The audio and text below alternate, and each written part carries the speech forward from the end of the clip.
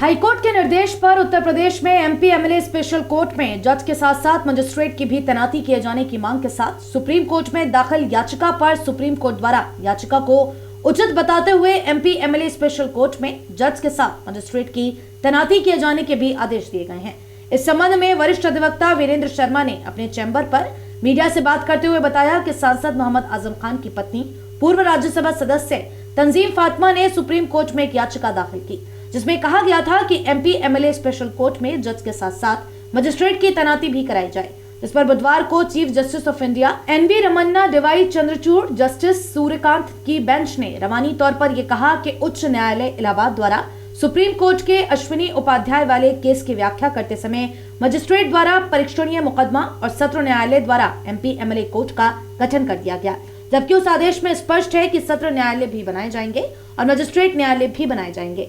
वरिष्ठ अधिवक्ता वीरेंद्र शर्मा ने कहा कि मजिस्ट्रेट द्वारा परीक्षणीय अपराध एमएलए व एमपी कोर्ट सत्र न्यायालय से वापस होकर मजिस्ट्रेट के न्यायालय में स्थापित किए जाएंगे। कुछ अन्य प्रांतों में दोनों न्यायालय हैं, किंतु उत्तर प्रदेश में ऐसा नहीं है। अब सब मुकदमे मजिस्ट्रेट के यहाँ वापस जाने हैं। उन्होंने कहा कि सुप्रीम कोर्ट के लिखित आदेश का उन्हें इंतजार है। उन्होंने कहा कि वह मुरादाबाद में सांसद मोहम्मद आजम खान, सांसद डॉक्टर एसटी हसन, विधायक हाजी इकराम कुरैशी एवं पूर्व विधायक अब्दुल्ला आजम सहित अनेक नेताओं के मुकदमे लड़ रहे हैं। उन्हें उम्मीद है कि हमारे मुकदमे भी सुप्रीम कोर्ट के इस आदेश के बाद वापस होंगे। उन्होंने सुप्रीम कोर्ट के आदेश का स्वागत किया है। पत्रकारों से बात करते हुए वरिष्ठ अधिवक्ता वीरेंद्र शर्मा ने पूरे मामले की जानकारी देते हुए बताया, 1972 से वकालत में हूँ। सांसद आजम खान, डॉक्टर एसटी हसन साहब सांसद जो हमारे मुरादाबाद से सांसद हैं, अब्दुल्ला आजम जो विधायक थे, हाजी इकराम कुरैशी जो मुरादाबाद देहात से विधायक हैं और उसमें कुछ और एमएलए शरीक हैं, उनसे संबंधित मामला है।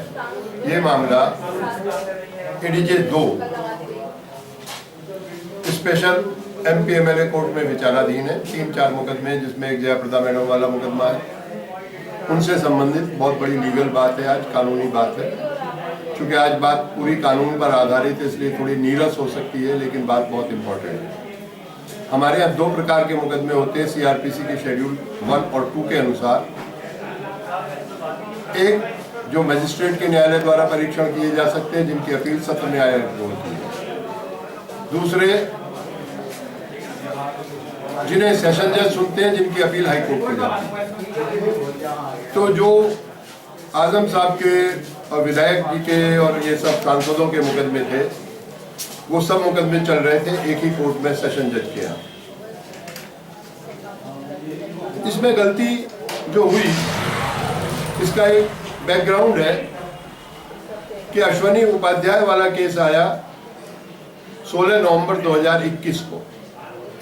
अश्विनी उपाध्याय वाले केस में माननीय उच्चतम न्यायालय ने सभी पूरे भारत के उच्च न्यायालयों को दिशा निर्देश दिए कि आप एक विशेष न्यायालय बनाइएगा कि यूपी में माननीयों के विरुद्ध यानी एमएलए एमपी मौजूदा और भूतपूर्व के विरुद्ध 13,000 मामले लंबित पड़े हैं, इनका जल्दी निस्तारण हो और एक कोर्ट इन्हीं के लिए बन जाए।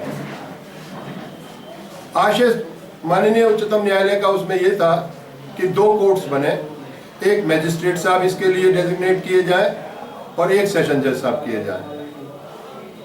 जैसा कि लाइव लॉ पर आज पूरी न्यूज़ है और मेरी उच्चतम न्यायालय में जो हमारे वकील थे, उन साहब के माध्यम से जो बात हुई, उससे जो तथ्य निकल कर आया वो ये कि कल दिनांक 24/11/2021 को हमारी रिट प्रस्तुत हुई माननीय चीफ जस्टिस साहब के यहाँ, रमन्ना साहब के, और वो बेंच थी, फुल बेंच थी।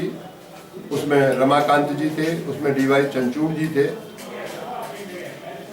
और हमने एक रिट इसी माध्यम से मोहम्मद आजम खान साहब की धर्मपत्नी श्रीमती तंजीम फातिमा के माध्यम से प्रस्तुत कराई थी, जिस पर कल बहस हुई। और उस बहस के दौरान जो माननीय उच्चतम न्यायालय के न्यायमूर्ति महोदय ने टिप्पणी की जुबानी तौर पर, वो टिप्पणी लाइव लॉ में छपी है, उनके माध्यम से मैं आपसे निवेदन करता हूँ। तो जब ये मसला आया तो बात ये आई वहाँ कि ट्राइबल बाय मजिस्ट्रेट मुकदमे भी और ट्राइबल बाय सेशन मुकदमे भी वो सेशन जज के सुपुर्द कर दिए गए।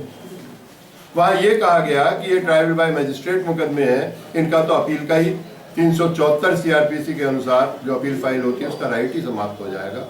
उस पर माननीय चीफ जस्टिस महोदय ने, जो माननीय उच्च न्यायालय इलाहाबाद के वकील साहब थे, उनसे पूछा कि ये गलती कैसे हुई जो आपने एक ही न्यायालय बना दिया दोनों प्रकार के मुकदमे सुनने के लिए।